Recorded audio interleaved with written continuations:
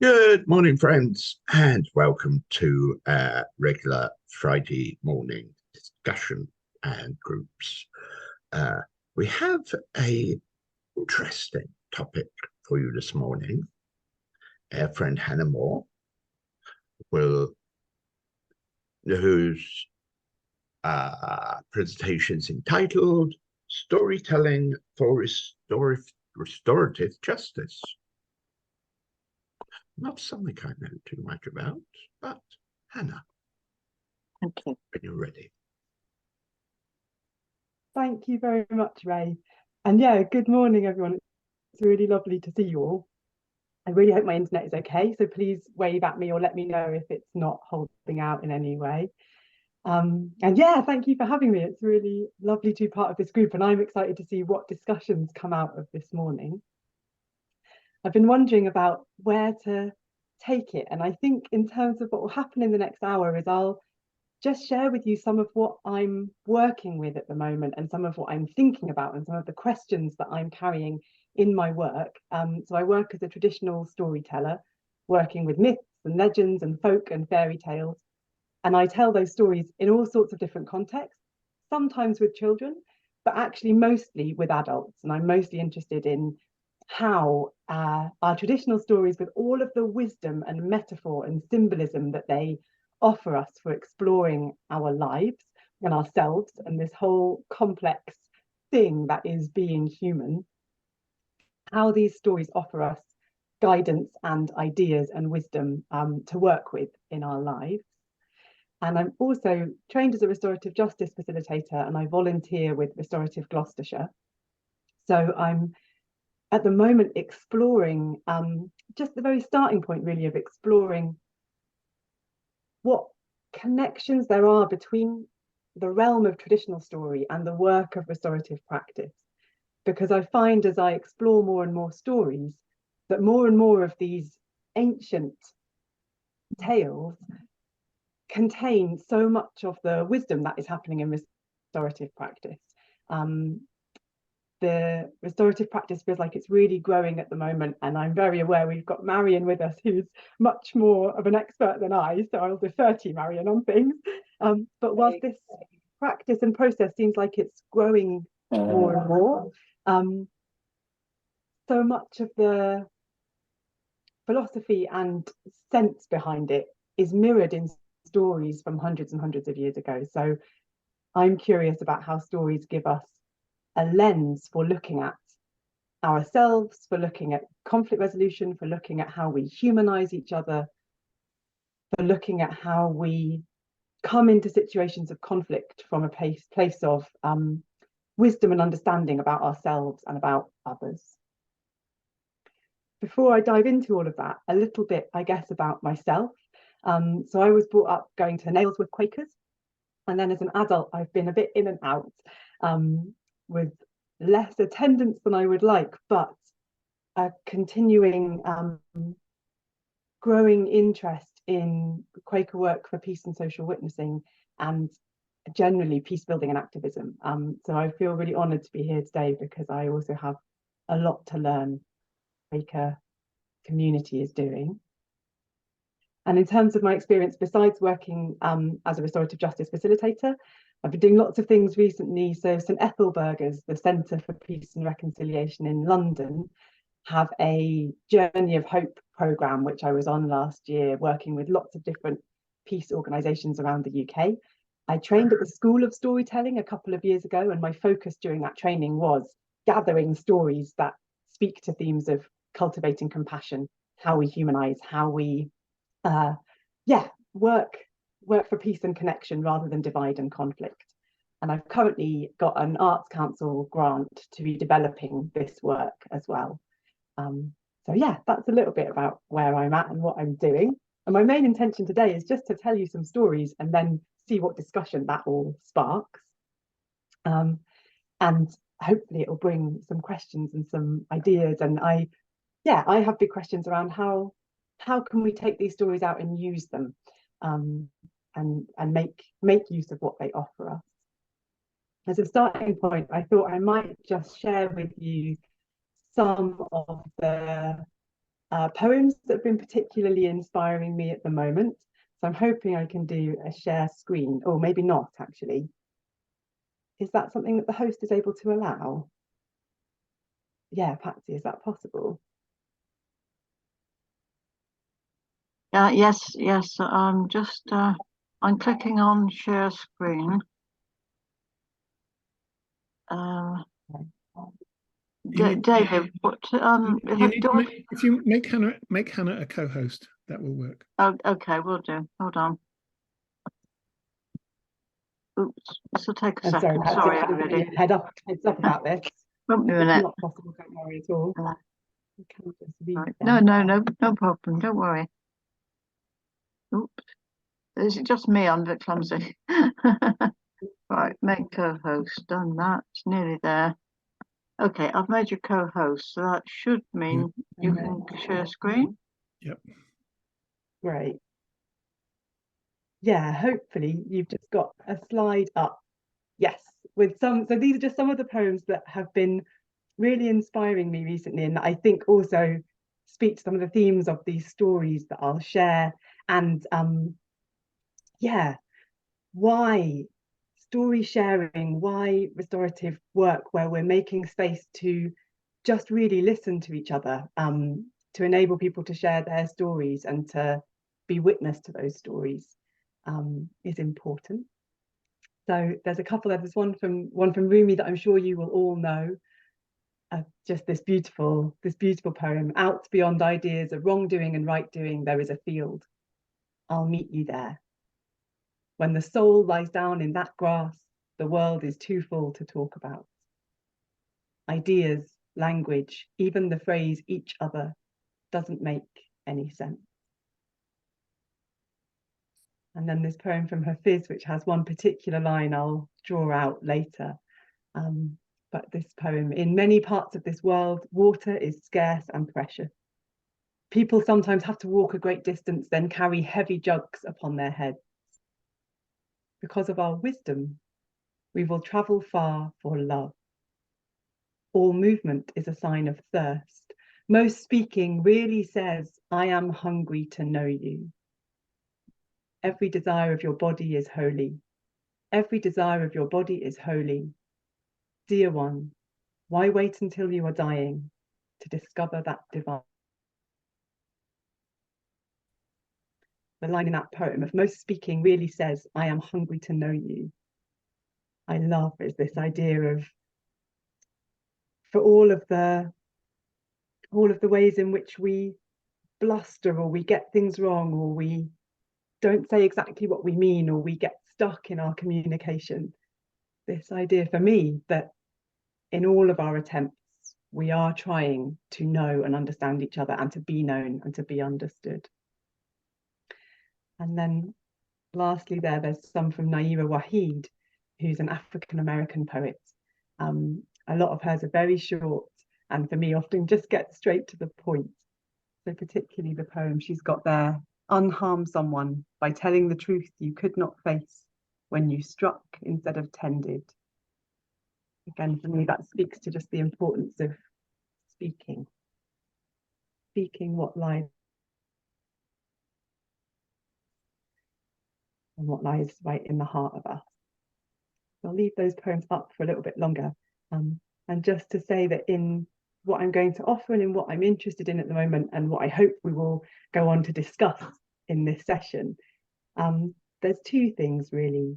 One is the power and potential of just listening, of being witness to others' stories and being witnessed in our own experience and stories, the role of witnessing. And then also how our traditional stories can help us. So looking at the power of the images that these stories give us as a way of having which for talking about our experience and for talking about the connections between us as humans, and how traditional stories offer us insights into our own experience from different lenses and different angles that can help us connect and talk and understand. Yeah, I hope that's all making sense so far. I'll stop sharing the screen at this point. I don't know if anyone has any questions or things they'd like to offer before I go into the first story. Me. Right. So I hope you're all sitting comfortably and have a good cup of tea beside you. This is a little myth. Behind our world, there is another world. There's a world that brushes up against the Sorry, I'm edges not of hearing you ours, properly. in the can't hear you. shadows, in deep valleys. Okay. Is that any better? Have you got me now? Yes. Yes, Can you hear me now? yes. Yeah. Is that clearer? Yeah. I'll Yes. try and be a bit louder as well. Okay, great. Behind our world, there is another world. It brushes up against ours in dark shadows, in deep valleys, behind the clouds or in shafts of sunlight. This other world is one huge lake that stretches as far as the eye can see and beyond the horizon. Sometimes this lake is silvery white and wreathed in mist, sometimes a deep midnight blue or a sparkling turquoise under the sun, sometimes black like the eye of a great whale. Floating on the surface of this lake are thousands upon thousands of lanterns, like drops of gold. In the middle of the lake, there grows a giant tree. A tree so huge that if you stood where its roots come out of the water, those roots would stretch above you like a skyscraper. And the branches of this tree stretch in every direction as far as the land that you were born in stretches across our earth. And those branches are hung with thousands upon thousands of candles that flicker gold like fireflies. This land belongs to a being who serves two purposes. The first is as a witness, because every lantern on the surface of that lake is a portal through to a moment in the unfolding history of our world that deserves to be seen or heard. And when that moment comes, that lantern shines out like a beacon, and the spirit goes and takes that lantern and flashes through the veil between the realms and bears witness to what is happening here. Then they come back to the realm of the lake and the tree. And they also serve as a story holder. They take the candle from that lantern, they hang it in the branches of the tree and keep it safe for a time when that story might need to be shared, when they might need to bring that candle back through the veil and tell it to ears that are ready and willing to listen here.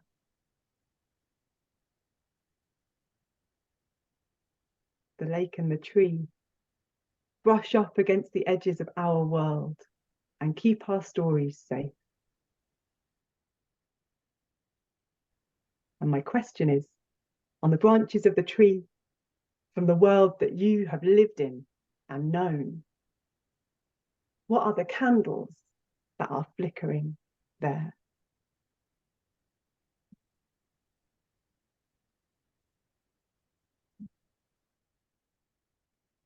Candle that the story holder brings back time and time again when people are in conflict and need to find a way to peace and understanding.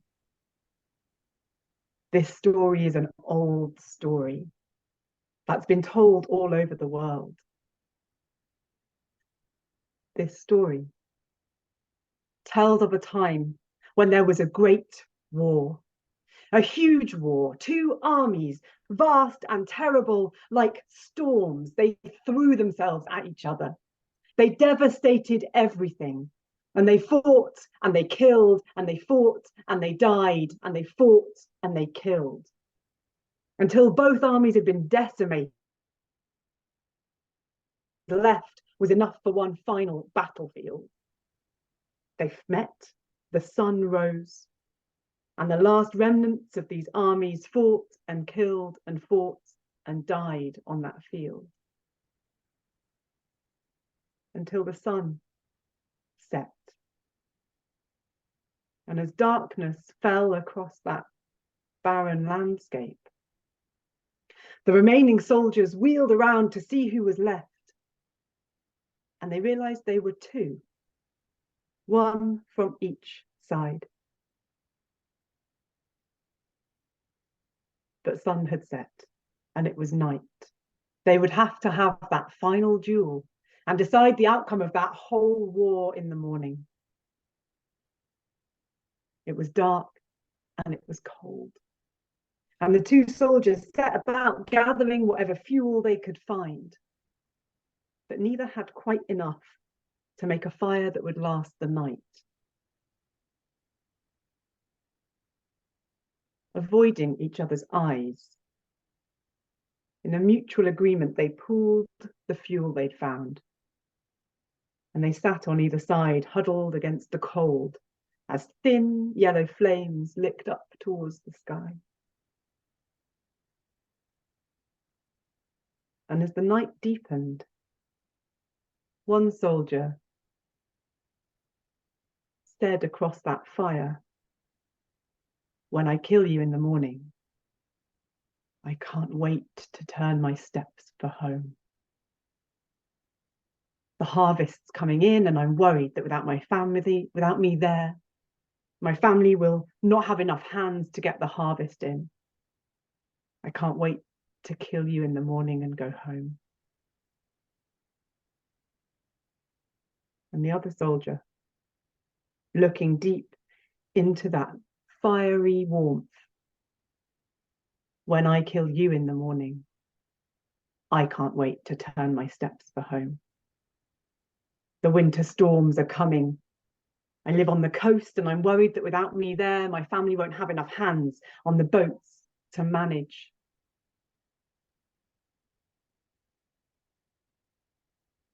They'd both spoken. And so talk came.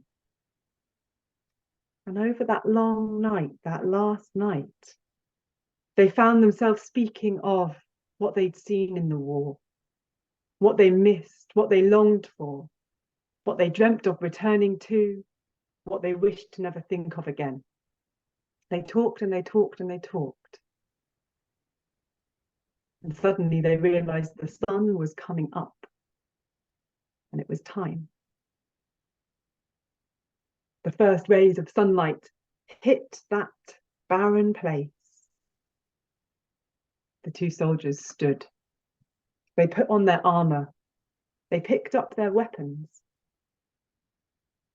And they turned and they left.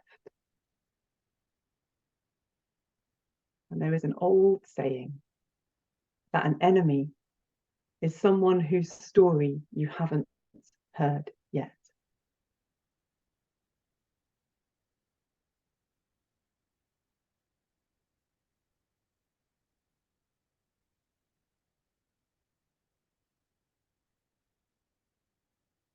And this story for me is a bit what I think we're so often trying to do in listening to each other or making space for people to speak and hopefully speak to those they're in conflict with. And I'm just really interested in the power of stories for capturing something we're trying to do, for giving us an imaginative experience of something we're trying to live out or wish to live.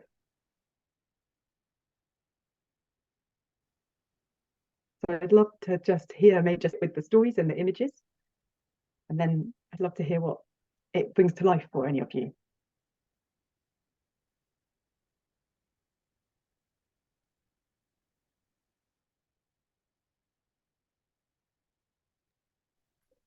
Hannah, can you hear us? Yeah, I've got you. Did you Well- get that last bit from me, Patsy? Well, you froze visually. But I was just saying it'd be lovely to kind of open up to any discussion or thoughts Yeah, okay. on what I just shared. Did you get the whole story? I think so. I think the worst that happened was you sort of froze for only a couple of seconds. I don't know if that was my experience. Is that the same for everyone?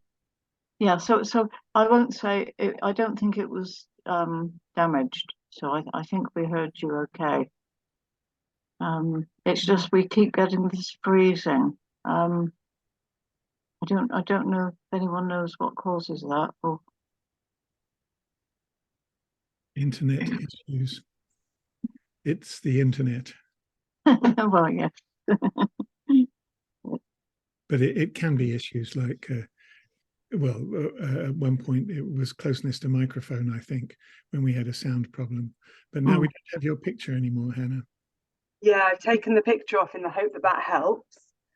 And I'm just, while I hope that my internet gets stronger, would anyone like to share any thoughts on those stories? Right. It was very beautiful. I mean, it was enthralling, actually. I mean, the basis of that story I've heard before, you know, the armies that faced each other and the soldiers that faced each other and walked away. And I was thinking also of the way in the First World War, we hear about the soldiers sharing their food in the trenches with the enemy at times. So that was what I was thinking. Thank you, Patsy. I love how it immediately brings real life examples. I think it's having a story is easier to remember than just abstract principles, and it kind of brings it to life. So I mean, I think time and again, sort of, you know, when people want to convince other people of something, it's usually the stories that do the trick, not the kind of long, well thought out pieces of rhetoric. It's when people hear stories, they think, oh wow, you know, so you know, so they kind of help people to kind of somehow really get it, particularly in the kind of restorative justice sphere where people sometimes grapple with the idea that somebody who's done some harm should get together with somebody who they've harmed, and they think, how can that be? But when you tell a story, then they think, oh my goodness, yes. I think what so impressed me, Hannah, was your presentation. Absolutely brilliant. Yeah. Thank you, Mary. Mm. Really resonate with what you're saying, Marion, around. Yeah, can you hear me? Yeah. I'm so sorry about this, everyone. That's okay. We have these problems sometimes. I have been reading stories and telling stories to children and sometimes to adults for most of my life, you know, and I haven't found anybody yet who doesn't love being read to, doesn't love stories. You know, it's kind of nearly in our DNA type of thing that we feel that way, and to be able to structure stories so they can produce such thoughtful ideas and expressions is a gift, which I think you have, and long may you continue with it.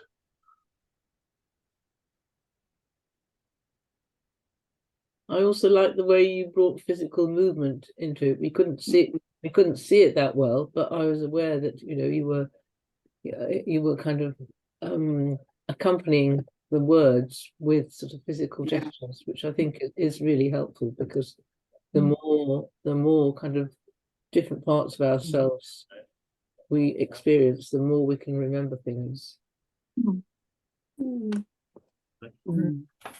Because I love sign language so much, I thought you were going to do some signing. It's sign language poetry is just absolutely beautiful. Oh, Hattie, I've never experienced that, but I'd love to. Yes, and I think for me, it's have lots of conversations around how restorative process is such an experiential thing. If you're trying to explain to someone why it might be a good idea, I find it's often quite hard with abstracts to capture. But recording in progress. Okay. Hi everyone. I'm hoping this might be a better connection. Can you see me now? Yes. Oh, Yes, thanks. Okay, cool. I'm so sorry. Yes, this thing of stories being restorative process, and any process where we go through an experience of making ourselves vulnerable and being able to see the vulnerability in the human in someone else, and move into a space of compassion. Often these things are very experiential, and trying to describe it abstractly and to explain it to people can be really difficult. And I think what stories often give us so beautifully is the experience of it, as a way of explaining. For me, I think this story of the two soldiers suddenly gives an insight into what that process might be like, which just talking about it generally doesn't do so easily. And I'm, constantly interested in how image, which I think is what stories so often give us. I hope that in listening, you were all taken into your own imaginations and could see what was being described in the story. That by being given images in that way, we live a little bit of what the idea is. And we also have a shared idea to talk about, which is often easier to talk about than what's going on internally. So I'll maybe just tell another story and we can come back to this idea. I'll tell the story, I'll tell a couple of them. And I'm sure these are stories that you know, and Marion, I know you wouldn't have heard me tell them before. But don't worry, I'm very happy to listen again. Give strong images. So the first one I'm sure will be familiar to you all. But it's a story about an old man and his granddaughter. And it's a drizzly summer's morning, but they've been out playing in the garden, trying to avoid the rain, playing and chasing and cracking jokes and playing hide and seek. And for a moment, they're both tired out by the play and they flop down under a tree.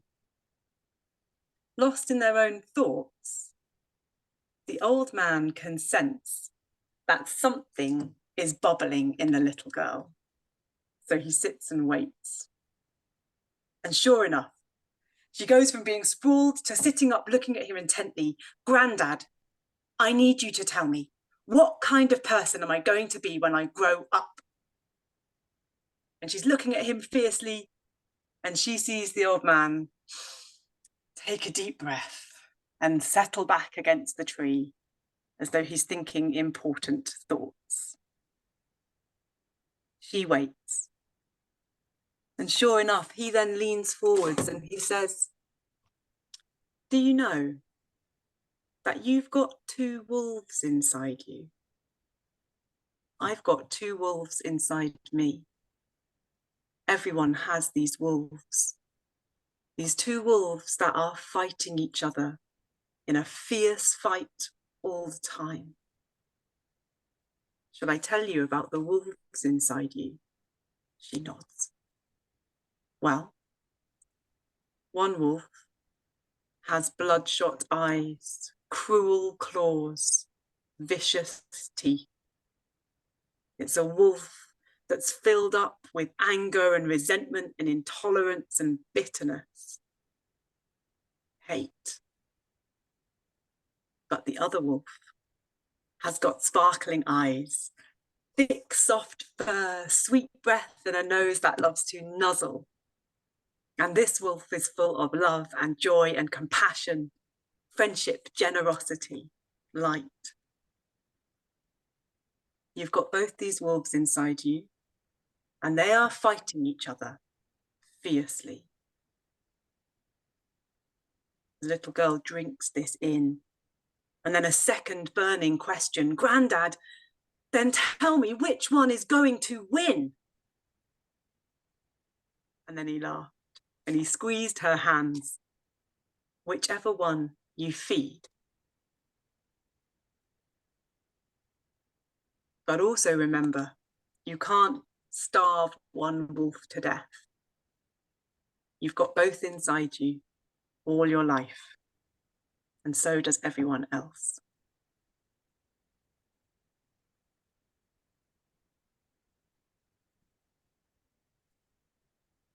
I'm sure that story is probably familiar for a lot of you. But again, I love it for the simple concept it gives us with starting to understand and talk about a huge thing, the biggest thing, this being human that we have. And again, maybe just invite a moment of silence to sit with the story, and then I'd love to hear any thoughts, ideas, resonances, what it brings to life for anyone here.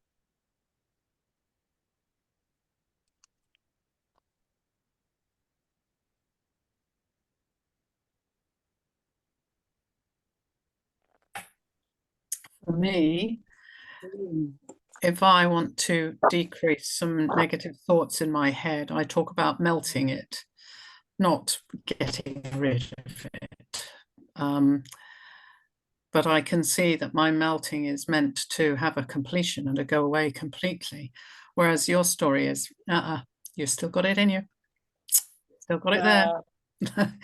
That negativity or whatever it turns out to be labeled, or, you know, that thought could always come back. It's, you just have to keep feeding the other side. And yeah, that's an interesting thing, that stuff, negative or whatever, is always still there. Yeah.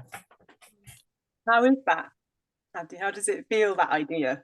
Well, I like it because I think it's different than what I've been entertaining. I've been entertaining the melting, but I think in entertaining the melting idea, I think I've always assumed it will go away, but maybe it doesn't. I think I have to manage that bit. Yeah. I've heard this story loads of times, but only as far as whichever one you feed. And the idea that you mustn't let the other one starve is an intriguing one. And I think I'd quite like you to kind of expand on that a bit. That's interesting. Interesting what you just said, Marion, as well, that you not to let the other one starve. I suppose I meant more in my reading of it that it's, you can't starve one out and never have it.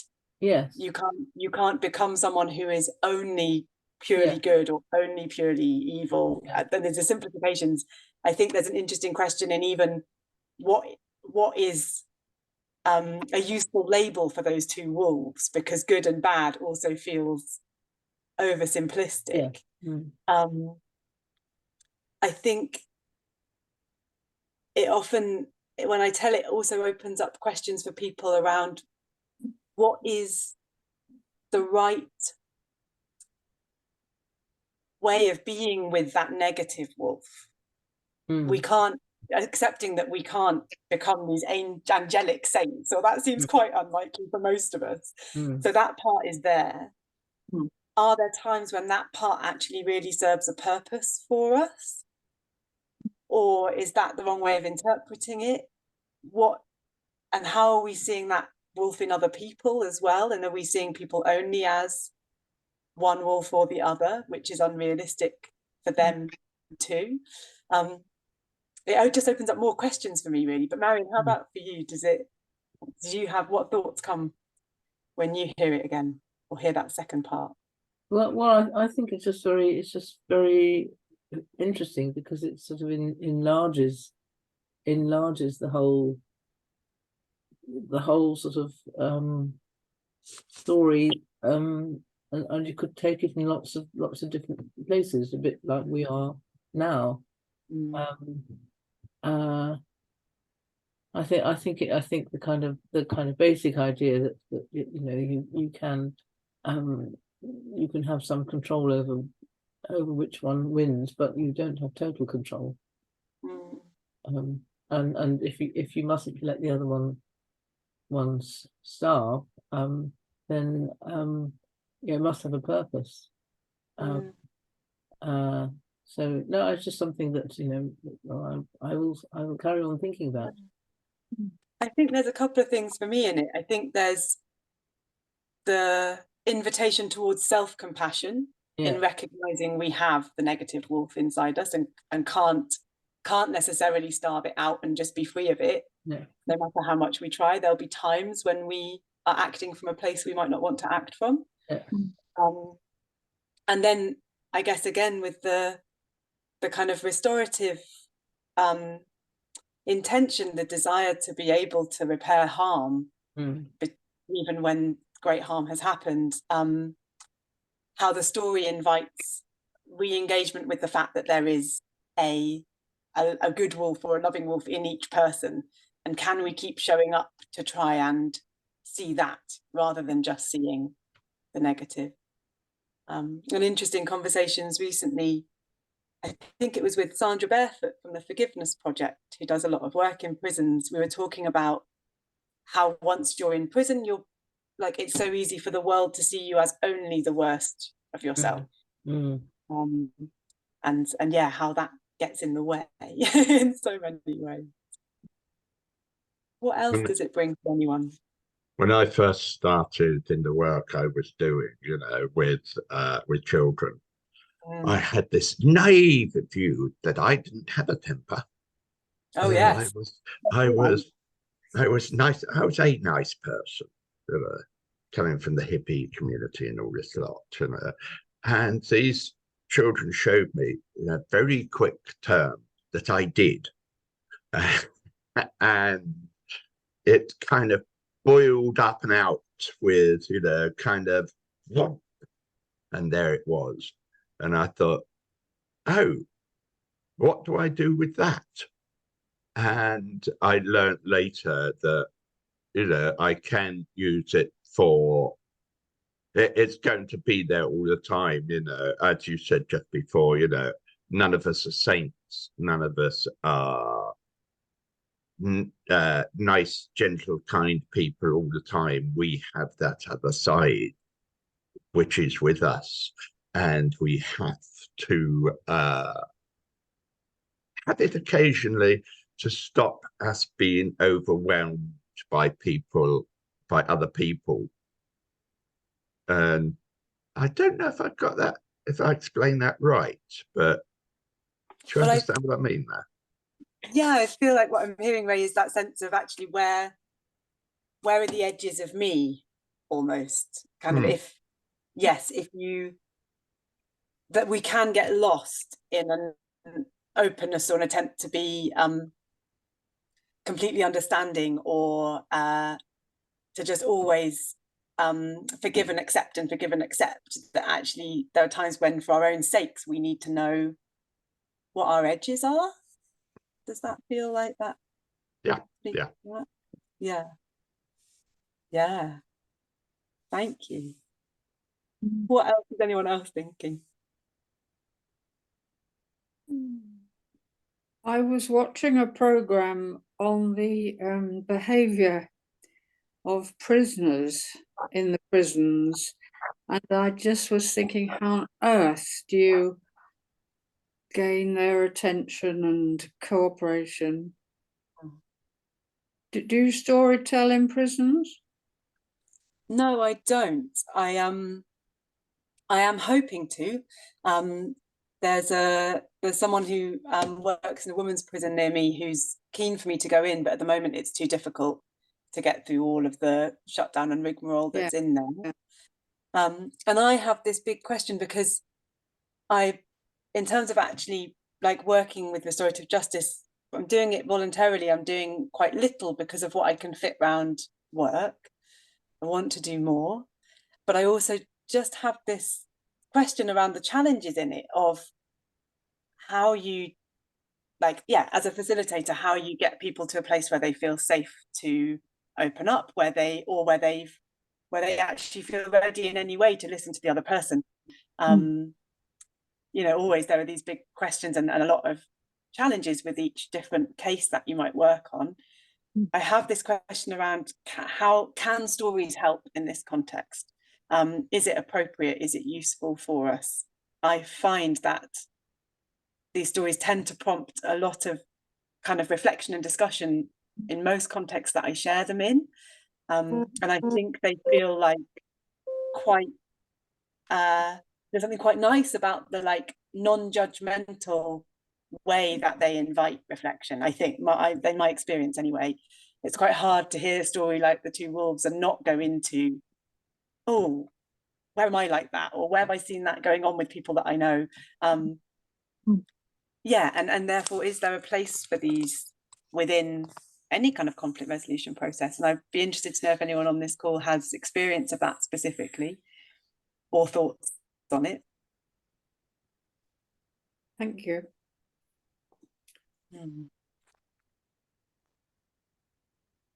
And maybe I'll also, unless, yeah, if there's anyone who wants to speak and share, please do. Otherwise, I can give you another story to think about. Well, yeah, I'm interested. Just as an aside, my daughter Kyla and Sandra have been best friends since they were at school together in Sidcup. So, great. You know, I know Sandra well. That's just an aside. I kept thinking, this is my thought that I had sort of on and off throughout. I actually see myself more and more as I get older. I'm in my 80s. I'm a humanist. I really admire the work of Alice Roberts. She can, you know, she'll look at a bone and she'll be able to say this, not this, this, and that. So for me, I think it was Plato that was very, very suspicious of storytelling as being the answer to everything. So, you know, yeah, I just think it's interesting. I've been interested, but I would say it strengthens my belief in my belief system that I'm a humanist, not a Christian or a member of any religion. So that's interesting. Can you speak more to that, Angela? What you mean about storytelling?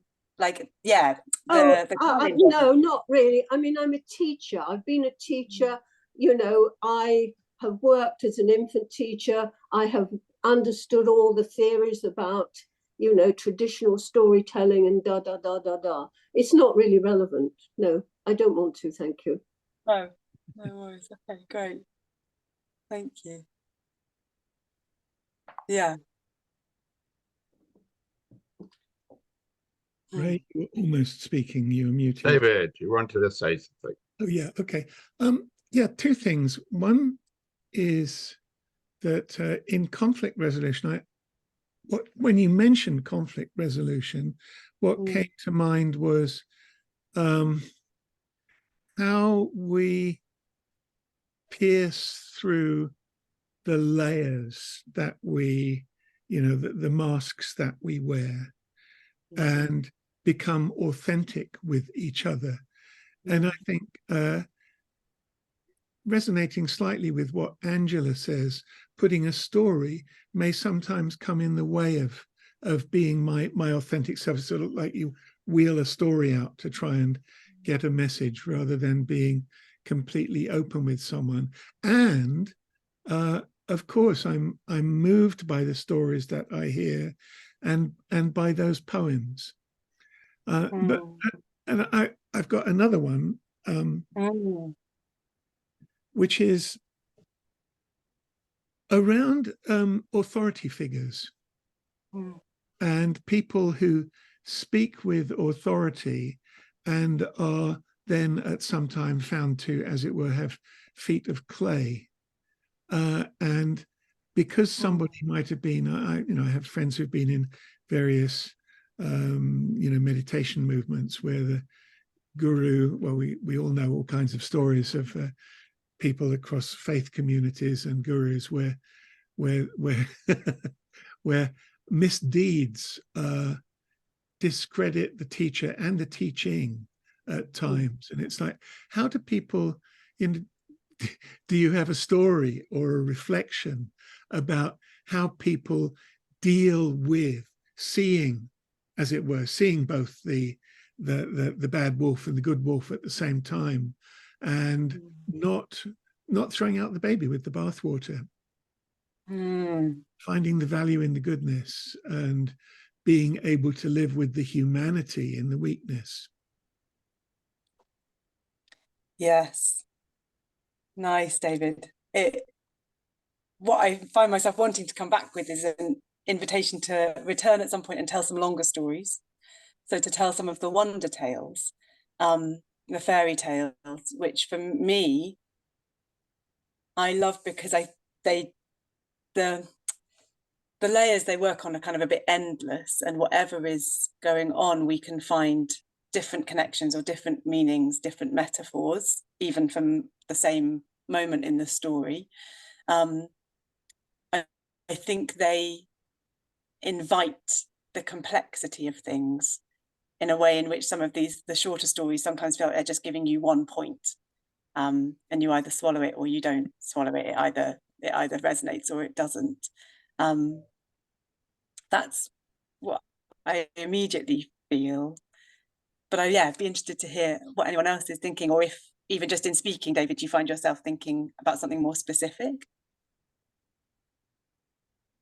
I can think of an example, but that's a story in itself, and I don't think that's as relevant as feeling, as us all feeling. To me, a story does a little bit put it out there, and unless it is deeply personal, in which case it's that's opening myself to you and the others. I haven't anything I want to talk about immediately. I'm just interested to reflect on that point with all of us, see if anybody else has any thoughts and comments.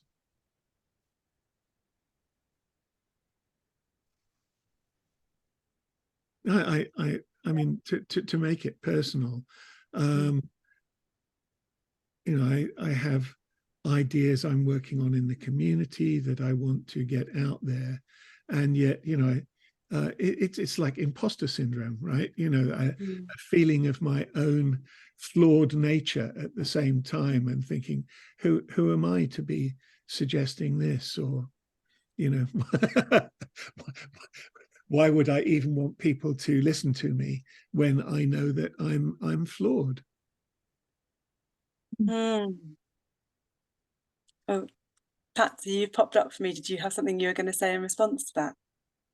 No, I don't know why I popped up. I'm sorry. No, I didn't.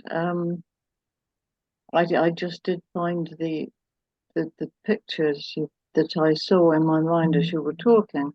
I found them really helpful. It was I have spent years really trying to eradicate parts of myself that I don't like and that I don't approve of and that I'm ashamed of. And I've spent huge amounts of time and prayer attempting to do this. And so for me, actually, it was quite comforting, this image of the two wolves. I mean, I suppose I kept on thinking that one wolf, the good wolf, had got to win, I mean, I'm nearly 80. That good wolf has just got to make it there, But the good wolf is never going to quite make it. The good wolf is going to coexist along with the other, the selfish person that I dislike so much and I would like to improve. I found that really helpful. Thank you very much. Thank you. Well, I think, yeah, to go back to what was being said earlier about they're a little bit outside of us, the stories, and is that useful or not useful? I suppose where I find them helpful is I think sometimes they give maybe an ideal of like just feeding the loving wolf, or yeah, some kind of dream resolution, like the two soldiers, right, who magically managed to talk to each other through the night and then not want to kill. For me, I guess I find it taps me into a bit of hope. It takes me into a place of, oh, maybe there is another way. Maybe there's a kind of grounding in the depersonalized nature of the story, this more sense of working with archetype, or kind of across different human experiences that aren't just specific to my own. In that slight distance that it brings, I find a fresh connection to hopefulness or an optimism. That's me, I think, why I often find them helpful. Yes. And it sounds like that's not what necessarily happens for everyone. So that's interesting. If it does suit you, maybe I will just offer one more. And this is just food for thought, and feel free to disagree or not find it useful, or find it useful and take something from the imagery. But I'd like to close with one last one, if that's acceptable, if that feels good. So yeah, this story comes from India, and takes place in a river valley deep in the heart of summer, when everything was hot and slow and sluggish, the water dreaming its way down the valley. And a sadhu, a holy woman, and a group of her companions were walking along that riverbank, taking in the smell of the wild flowers and the lazy song of the birds, all peace and stillness. Until they rounded a bend, and up ahead of them was a couple having this fierce argument, right up in each other's faces, red in the face, fists being shaken, noses pressed together, glares glaring out from furrowed brows, and their shouts echoing, cutting through that peace, cutting through the stillness, ringing off the sides of the valley. And the sadhu stopped and watched. And then she turned to her companions and said, "Why are they shouting?" And one person answered, "Well, they're clearly really annoyed." She's like, "Yes, but why are they shouting about it?" "Well, clearly they want the other one to listen. They think they're not being heard. Each one thinks the other one is not listening. But they're this close to each other. They could whisper and they would still be heard perfectly. Why are they shouting?" And people gave her answer after answer, and nothing really satisfied the fact that, yes, they might be angry and they might be furious, but there's no reason for them to be making so much noise. And in the end, her companions turned to her and said, "Okay, why do you think they're shouting?" She looked back at that couple, all of this boiling rage so close. She said, "I think that in their anger, their hearts have gotten further and further and further and further apart. And now their hearts feel so distant from each other. It's like they're on either side of the river. And the only way for the other person to hear their heart is to shout." If you think about lovers, their hearts so close, they so often whisper. But with these two, that vast distance between their hearts, they have to shout to try and connect.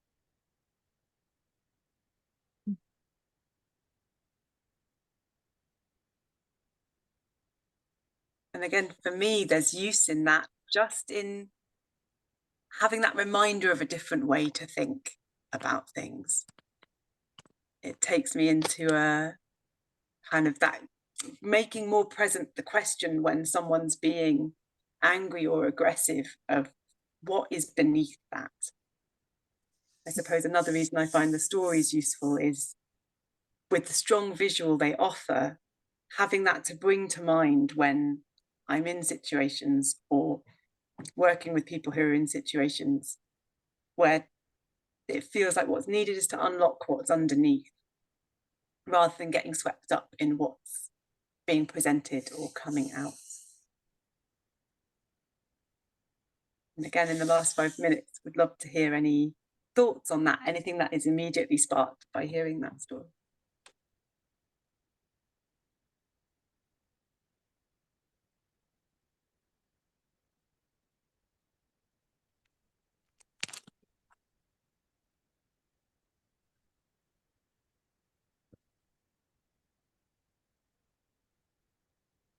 I remember times when I was working with children and if there were two, they were fighting each other. They were so connected into that. It's as if the world didn't exist outside. They had this kind of anger within them where they would shout and attack each other.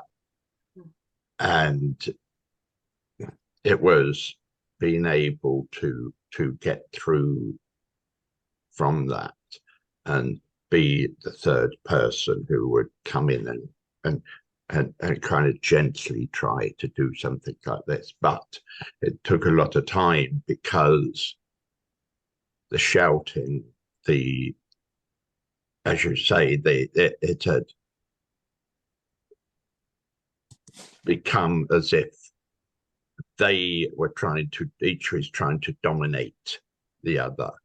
And one had to go in there and be the calming influence. But yes, that is with children. With adults, I have not so much experience within that.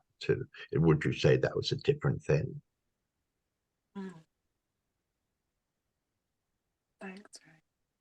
Yeah, so how to kind of cut through or manage or calm down everything that was blowing up in that situation. Hattie. Yeah, it reminds me of a contretemps I witnessed on a road recently, and the circumstances where a van coming one way had pulled up onto the pavement to let the car past, but it wasn't enough space for the car to get in. Sorry, is that my microphone making that awful noise? Gosh.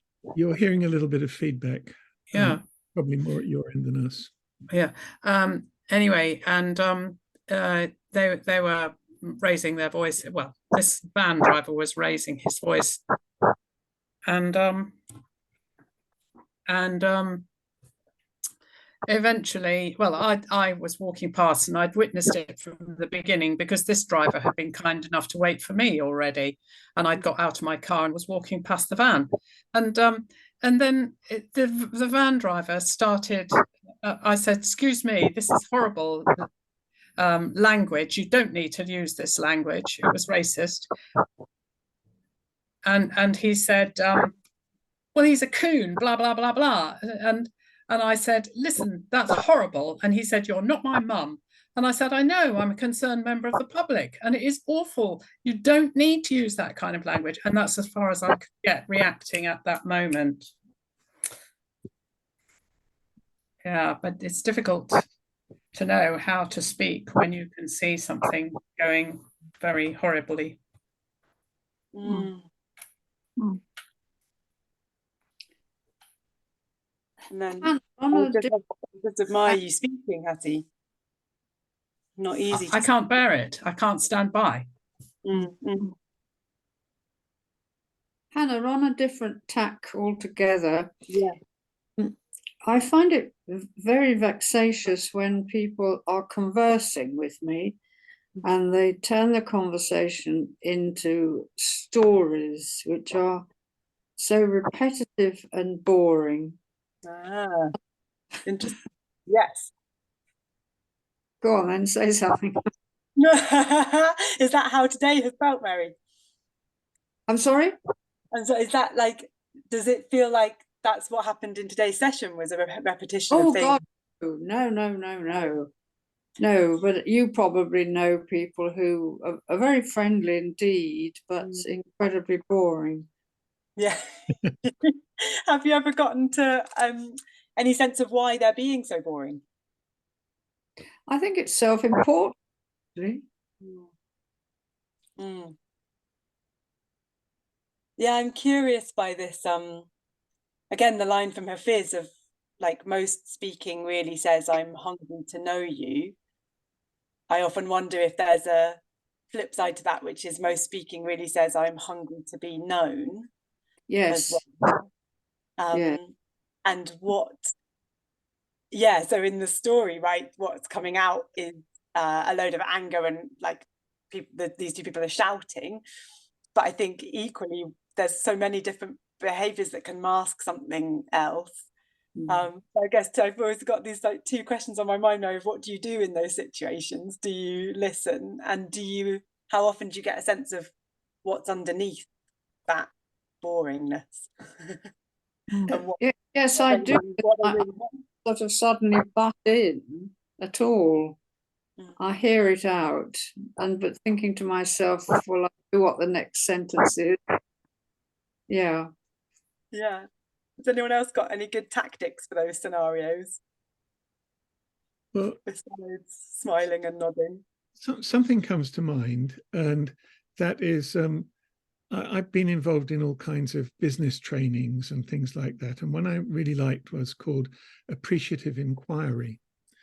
And in appreciative inquiry, you often start by, there may be a problem like customer service, right? And everybody's got their story of being badly treated.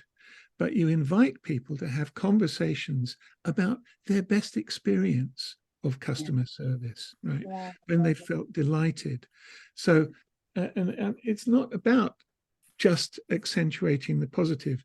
It's about finding a way to go deeper. And there's Carl Rogers used to teach a way of active listening, where when somebody says something, obviously there's a content and there's an emotion. And if you reflect back the content, it just becomes stories. If you reflect back the emotion, oh, you must have felt really hurt by that. That's the chance to go deeper.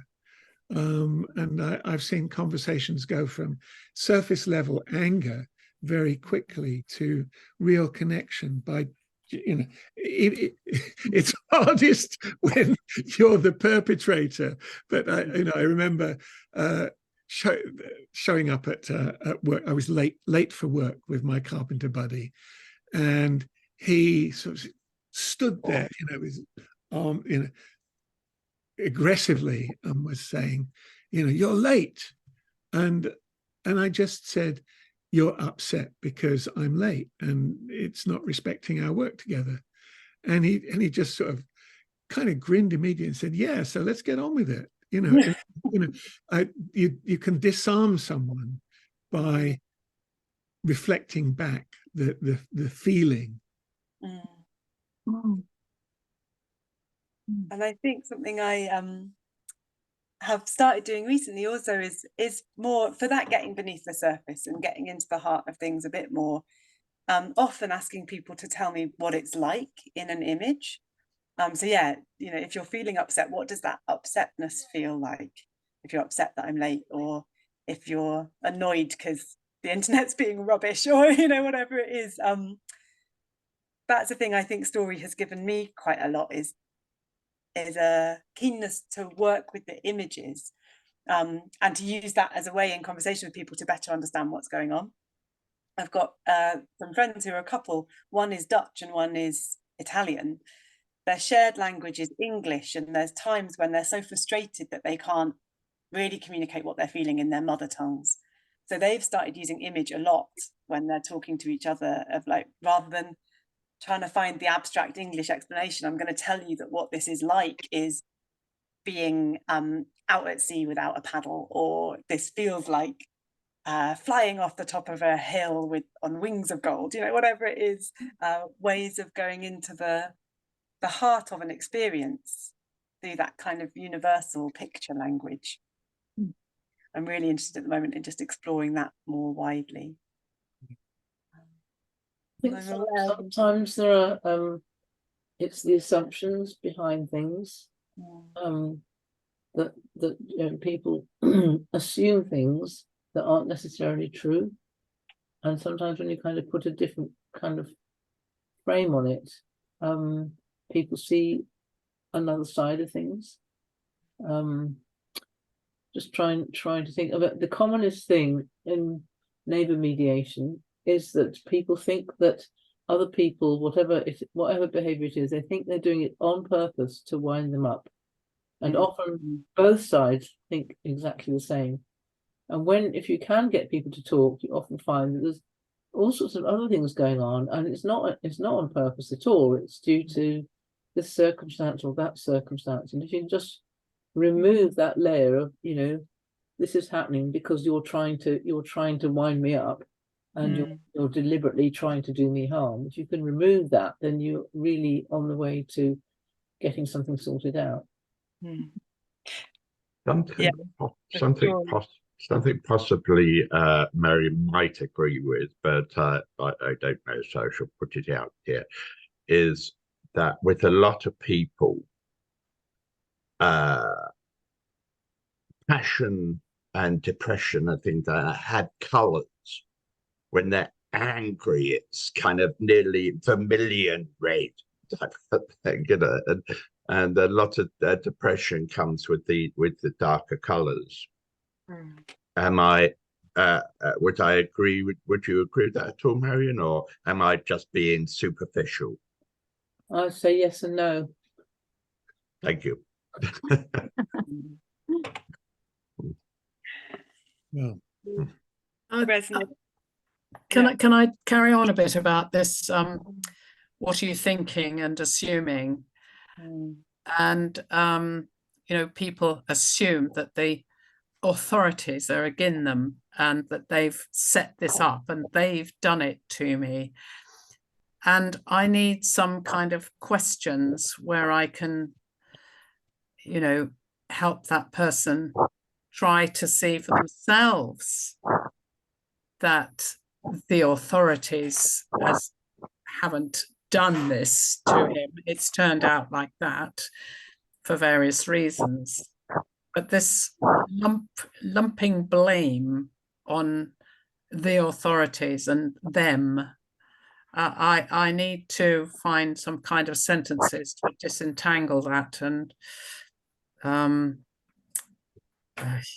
stop providing my own answers. Well, maybe they had a bad day. I don't need to answer that because I can do it. I need to get this person to find the questions to ask.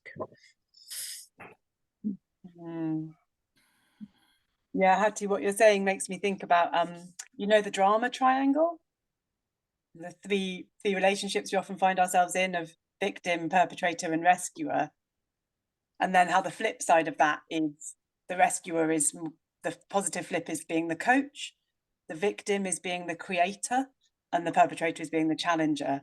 And yeah, what we can do to flip ourselves when we find the drama triangle playing out. Say those three things again. So within the drama triangle, you've got victim, perpetrator, and rescuer. Right.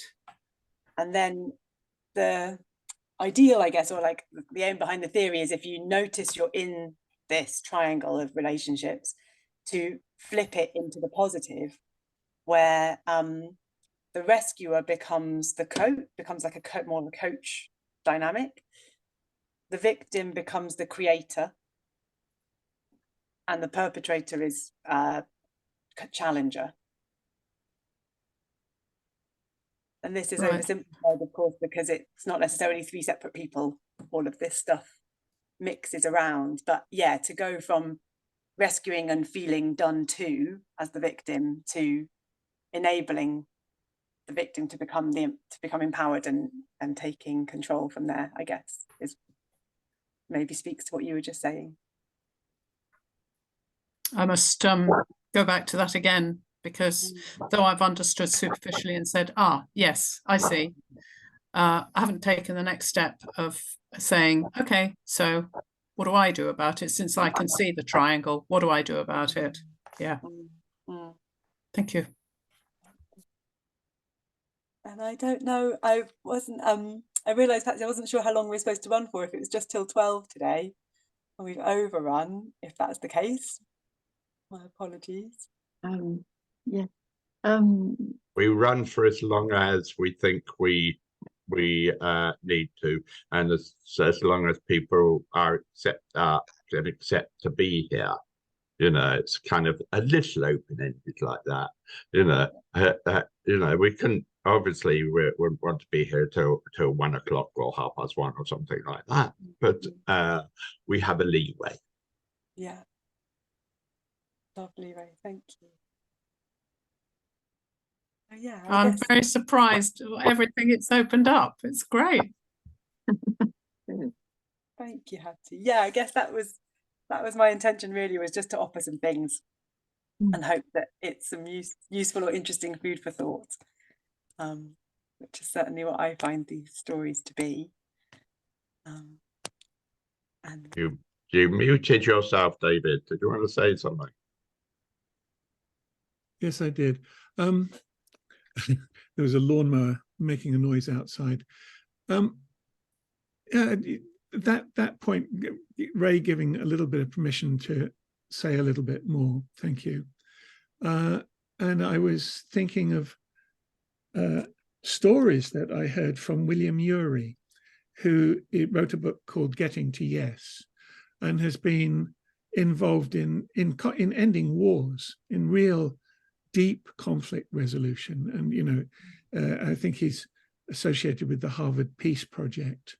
And he's got a number of kind of techniques. And this point of being locked in a position in a triangle, he tries to get people to somehow become above the conflict. He calls it getting to the gallery, right? So that you can see your position in the conflict. So you're not locked into being the victim or the perpetrator or whatever. And also, you know, if you think you're never going to resolve this, if they think this can't be resolved, what's your best alternative? You know, could you just walk away from this and live with it? And he calls it his best alternative to a negotiated agreement. But that's sort of getting into techniques. I think these stories are beautiful because of the way they encapsulate human wisdom, and we resonate with them, and they, to a certain extent, take us to the balcony because you're taken out of your small position. And listen to this. Here's a bit of human wisdom that may open up your thinking, may open up your imagination, may help you shift from the being in the head level to the heart level. That's what I get from yeah. It's not just me telling you. That's true. Yeah, I love what you've just said, David, and I think it's really, I feel really also appreciate this question though of how the stories are useful for the reasons you've just said, I think, of head to heart and a sense of something that's shared amongst humans. But then this question I'm really not sure where to go with at the moment of how does that turn into practicals? I guess for me, the stories give me maybe a useful way of reflecting on myself or reflecting on what I'm seeing in other people and moving towards observing things from a more compassionate place, which feels like a really important first step. But I also do feel often quite stuck in like, great, but then what is the right action to go into? How do I behave differently? Or, you know, particularly if you're in a facilitation position, how do you enable others to shift? Which maybe is just the stuff of endless life. Like it will constantly change and there'll be different things that are needed in every scenario. And there are people here with much more experience than myself who will have more ideas on it. But I think it is also, it's a challenge I appreciate and am very aware of at the moment, I think. Yeah, if that makes sense. I'm going to leap in there and say that you mentioned earlier about further stories. And may I suggest you contact a lovely Patsy, who will no doubt have a slot where you could come back and to give us more of such wisdom. Yeah, it'd be lovely to do something. Yeah, maybe one story and more space to look at it specifically. I've got 2 more sessions coming up online. I'm doing kind of online workshop or discussion groups where it is one story each time and a lot more of a deep dive. So I can share the details of that. Maybe through Patsy, I can send a link in case anyone wants to join. There's one on Monday and then another later in the month. Yeah, looking at longer folk or fairy tales and really going into the levels within those stories. Thank you. Love to, yeah, be great to come back and do a longer thing. And Hannah, who would those online storytelling be open to? It's open to anyone. It is with a kind of yeah, like restorative or sort of people who are particularly interested in how we humanize and how we build bridges, and they're coming at the stories from those starting points. But it's really open for anyone and all. Yeah. You can, so my website is just hannahmore.co.uk. The details are on there. It's just called the Restorative Stories Workshops, but I'll email out to Patsy as well.